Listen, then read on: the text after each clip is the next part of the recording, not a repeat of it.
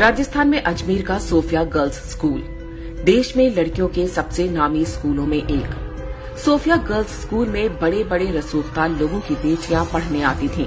राजस्थान के कई आईएएस और आईपीएस अधिकारियों की बेटियां भी यहीं पर पढ़ती थीं। शहर में रहने वाले एक लड़के ने स्कूल की 9वीं क्लास की एक छात्रा से दोस्ती कर ली। छुट्टी के बाद वो छात्रा लड़के के साथ घूमने फिरने जाने लगी। लड़के ने छात्रा की अश्लील फोटो खींच ली। इसके बाद जो कुछ हुआ वो देश में अपराध के इतिहास में एक काले अध्याय की तरह दर्ज है, लेकिन आज भी भारत में इसके बारे में बहुत कम लोगों को पता है। ये घटना है वर्ष 1992 की और इसे अजमेर सेक्स स्कैंडल के नाम से जाना जाता है।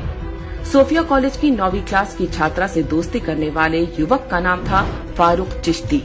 उसका परिवार अजमेर के ख्वाजा मोइनुद्दीन चिश्ती की दरगाह पर खादिम का काम करता था। फारूक चिश्ती अजमेर युवा कांग्रेस का अध्यक्ष भी था। छात्रा को प्रेम जाल में फंसाने के बाद फारूक चिश्ती ने उसकी अश्लील तस्वीरें ले ली और फिर ब्लैकमेल करना शुरू कर दिया।